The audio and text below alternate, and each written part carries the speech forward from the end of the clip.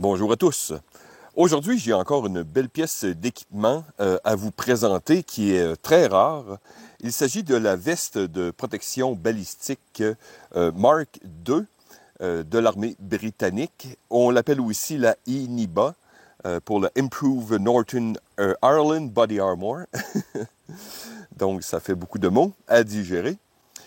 Il s'agit d'une veste qui a été introduite en 1900, vers les années 80, donc 80-83, qui a été précédée par une veste qu'on appelle le modèle 1979, qui était une version revisée de la veste de l'armée américaine, la veste à fragmentation de l'armée américaine.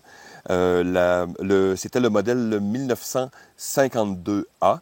Donc, les Britanniques ont fait quelques variantes à cette veste. Et ensuite, cette veste a été remplacée par la veste, le EBAC, le Enhanced Combat Body Armor. Allez voir ma vidéo sur le sujet. C'est une veste un peu particulière puisqu'elle a été conçue pour être portée en dessous de l'uniforme. L'idée à l'époque, avec évidemment ce qu'on appelle les troubles en Irlande, était de créer un effet un peu moins martial, si je peux me permettre, un peu moins agressif au niveau des troupes qui opéraient durant ces opérations. Mais évidemment, c'était assez facile de voir que quelqu'un portait cette veste. J'ai trouvé une image ou deux, peut-être dans des vidéos aussi, j'ai trouvé les bouts de film sont un peu durs à trouver là, concernant cette chose-là, mais j'en ai trouvé quelques-unes, dont une image que vous voyez un soldat comme penché, et vous voyez à travers, vous le voyez en arrière, là, vous voyez les plis de cette veste.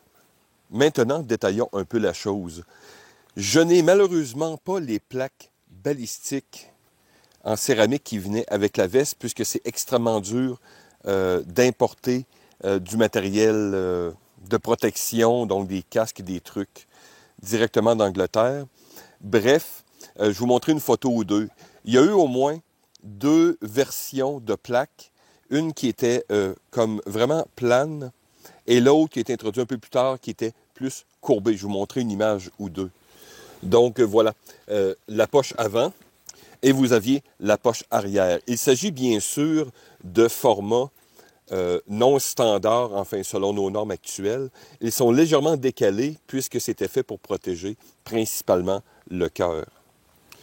Le couvre-veste est fait, on dirait, une espèce de satin, un mix un peu, peut-être du 50-50. Oups. Donc un tissu très commun, on pourrait dire, à l'époque. Velcro avec fermeture éclair en laiton. Sur les épaules, on peut retrouver ici des indications pour enlever en urgence, découper ici et enlever comme les boutons pression. On sent des boutons pression ici à l'intérieur. Ensuite, bien sûr, les indications à l'arrière, la taille, fabrication et autres détails.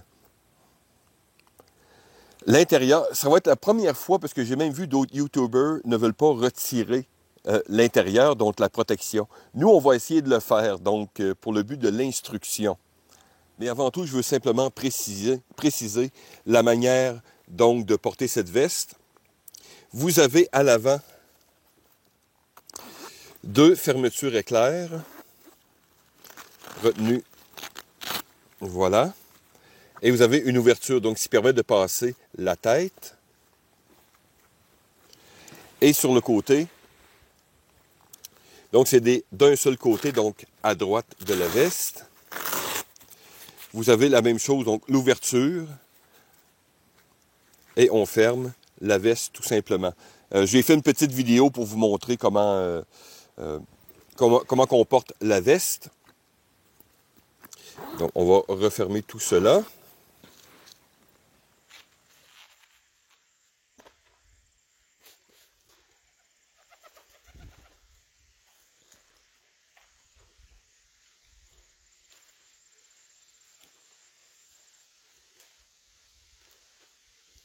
Donc maintenant, on va essayer de découvrir l'intérieur. Comme je vous dis, c'est la première fois que je fais cette manœuvre. Sur le côté, donc dans la bordure du bas, on a une ouverture à velcro. Et bien sûr, on a la protection intérieure. Donc, comment procéder? Bonne question.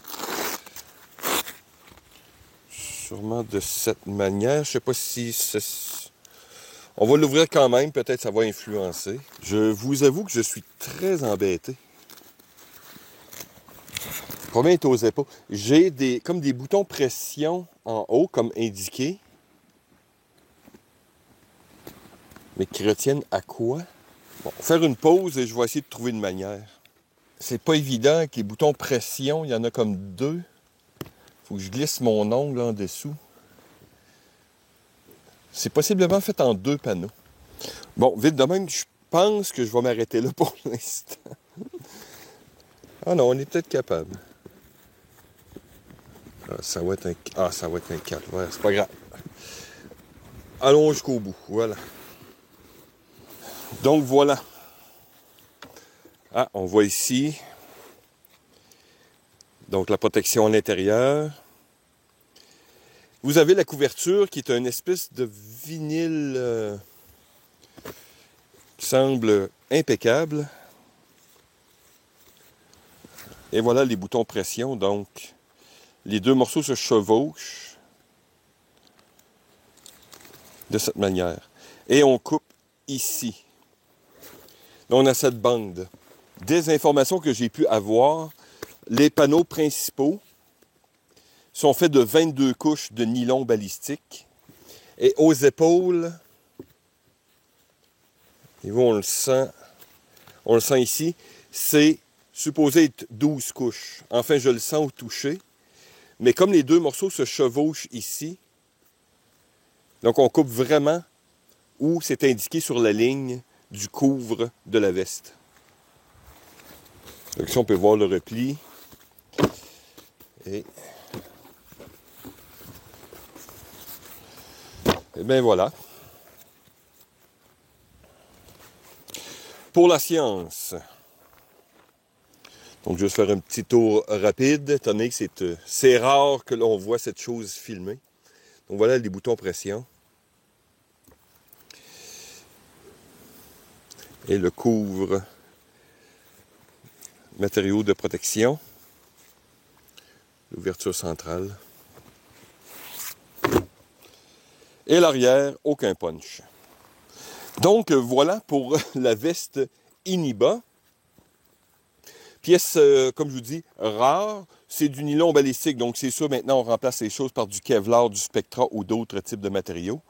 Mais je l'ai eu à prix très décent, dans un état fort...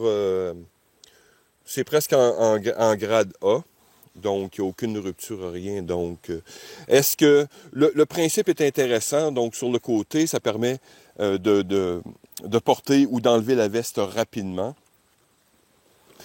Pour ce qui est des vestes, comme je dis, la veste qui a remplacé, je la trouve plus efficace.